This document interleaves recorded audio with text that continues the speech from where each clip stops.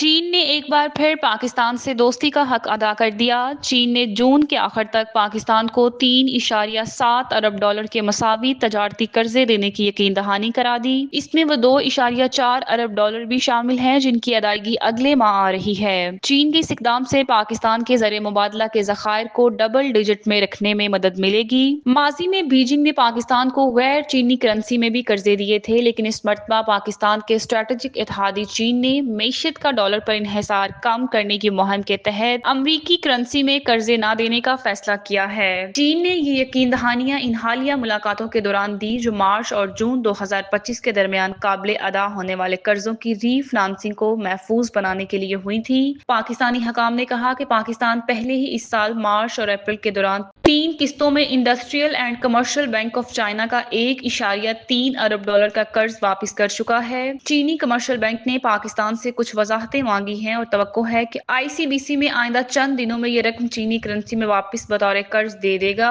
ICBC نے 2 سال قبل فلوٹنگ شرح سود پر قرض دیا تھا، جس کا مطلب تھا کہ یہ قرض تقریباً 7.5% شرح سود پر دیا گیا ہے۔ رواں ماہ IMF کی جانب سے $1 بلین ملنے کے بعد مرکزی بینک کے ذخائر تقریباً $11.4 بلین ہو گئے ہیں۔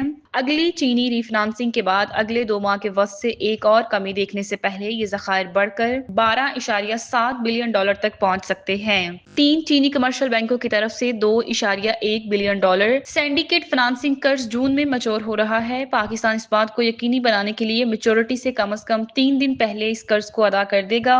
مالی سال کے اختتام سے پہلے یہ قرض ادا کر دیا جائے گا۔ ذرائع نے بتایا کہ چین یہ رقم RMB کرنسی میں دے گا۔ چائنا ڈیولپمنٹ بینک نے 9 ارب RMB، بینک آف چائنا نے 3 ارب RMB اور ICBC نے 3 ارب RMB دیے ہیں۔ قرض کی مدت میں 3 سال کی توسیع کی جا رہی ہے، تاہم شرح سود کا مسئلہ ابھی تک غیر فیصلہ کن ہے۔ چینی حکام نے پاکستان کو 2 آپشنز دیے ہیں۔ چین نے پاکستان کو تجویز دی ہے کہ اسے یا تو مقررہ شرح سود پر فلوٹنگ ریٹ پر قرض حاصل کرنا چاہیے، لیکن یہ Shanghai interbank offer rate پر مبنی نہیں ہوگا۔ اس قرض کی بروقتی ری فنانسنگ پاکستان کے لیے جون کے آخر تک ذخائر کو ڈبل ڈجٹ میں رکھنے کے لیے اہم تھی۔ IMF پروگرام کے تحت پاکستان نے رواں مالی سال میں ذخائر کو 14 ارب ڈالر کے قریب تک بڑھانے کا عہد کیا ہے۔ بینک آف چائنا کا $300 ملین کا قرض بھی اگلے ماہ قابل ادا ہو جائے گا۔ پاکستان کو اسے بھی ری فنانسنگ کرانا ہوگا تاکہ ذخائر کو ان کے انتہائی کم از کم سطح پر برقرار رکھا جا سکے۔ ذرائع نے بتایا ہے کہ یہ قرض بھی چینی کرنسی میں ری فنانس کیا جائے گا۔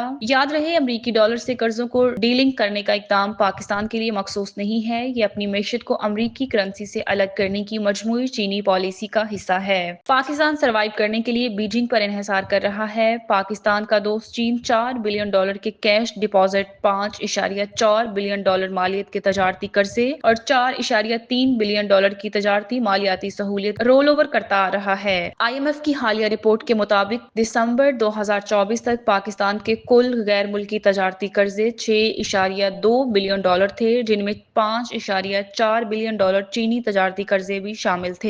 رواں مالی سال روپے اور ڈالر کے درمیان برابری بڑی حد تک مستحکم رہی۔ وزارت خزانہ کے ترجمان قمر عباسی نے منگل کو چین کے قابل ادا بننے والے قرضوں کے ری فنانس ہونے سے متعلق سوال کا جواب نہیں دیا تھا۔